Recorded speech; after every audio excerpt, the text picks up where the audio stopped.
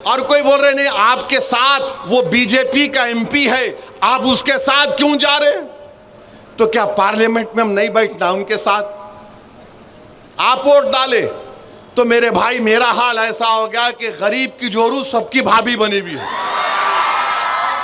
अभी हमारे भोपाल के हमारे एमएलए साहब मेरे छोटे भाई ने खत लिखे और खत में कहा कि ओवैसी साहब आप हुकूमत के डेलीगेशन में जा रहे हैं हमारे मध्य प्रदेश में, वहां के एक वजीर ने हमारे भारतीय फौज की एक बेबाक हमारी बेटी के ताल्लुक से कोई अनाप शनाप बक दिया। आप जरा पूछ लीजिए गवर्नमेंट से, क्योंकि अगर आप इन ममालिक में जाएंगे तो आपसे सवाल होगा। पहले तो मैं कहना चाह रहा हूं कि दुनिया में कोई ऐसा माइका लाल पैदा नहीं हुआ है जिसके सवाल का जवाब अल्लाह उसके रसूल के सदक़े में ओवैसी न दे, तो मैं जवाब दे सकता हूं। दूसरा, ये आपके पार्टी के भी लोग जा रहे ना, हमसे ही पूछ रहे, और कोई बोल रहे नहीं आपके साथ वो बीजेपी का एमपी है, आप उसके साथ क्यों जा रहे? तो क्या पार्लियामेंट में हम नहीं बैठना उनके साथ?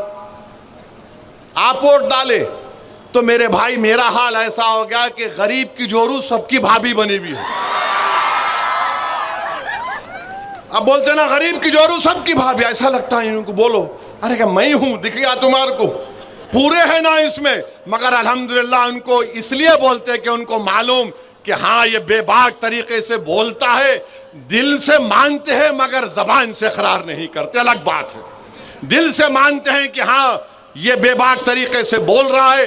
बहरहाल हम हुकूमत से मुतालबा करते कि आपको इस काले कानून को वापस लेना है और 25 तारीख के दिन आपको क्या है, इंसानी जंजीर, ह्यूमन चेन ऐसा पकड़ के ठहरना, कट ऐसा टाइट टाइट पकड़ के पूरे ठहर जाना। बुजुर्ग बड़े बच्चे, अगर घर में हमारी बेटी भाभी बोली हाँ बोल तो उनको भी ला लेना, छोड़ना नहीं दूसरों की तरह, ना ना ना, दूसरे कर दिए मगर आप नहीं करना। ये वफ़ का मामला है, मुत्तहिदा तौर पर अपने इस एहतजाज में शामिल होइए और इसको कामयाब करिए। अल्हम्दुलिल्लाह आप जानते हैं कि all India Muslim personal law board की जानिब से पूरे मुल्क में वक्फ तरमीमी क़ानून के ख़िलाफ़ एहतजाजी जलसे मुनक़्क़द किए जा रहे हैं और हमारा एक ही मुतालबा है कि मरकज़ी हुकूमत को इस मुल्क के, हमारे मुल्क के वज़ीर आज़म को और उनकी हुकूमत को इस काले क़ानून को वापस लेना है जो हमारे आइन और संविधान के फंडामेंटल राइट्स के ख़िलाफ़ बनाया गया है। और हम अपने मुल्क के हमारे हिंदू भाई बहनों से, सिख भाई बहनों से और दीगर मज़ाहिब के मानने वाले तमाम अफराद से कहना चाहते हैं कि हमारा ये एहतजाज किसी मज़हब के ख़िलाफ़ नहीं है।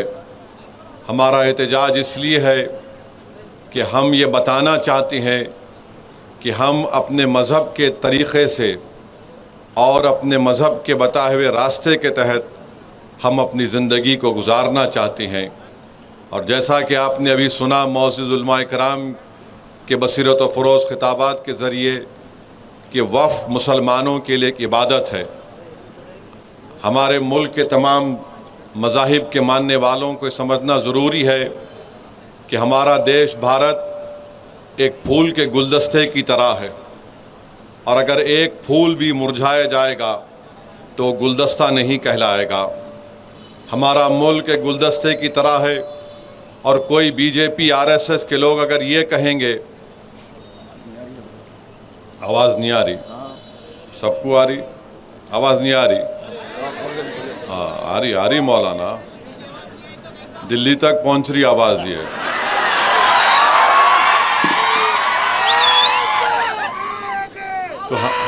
तो सुनो, बीजेपी आरएसएस ये कहना चाहती है कि गुलाब का फूल है तो आरएसएस और मोदी बोल रहे नहीं, गुलाब की खुशबू नहीं निकालना, तुम चमेली की खुशबू निकालना।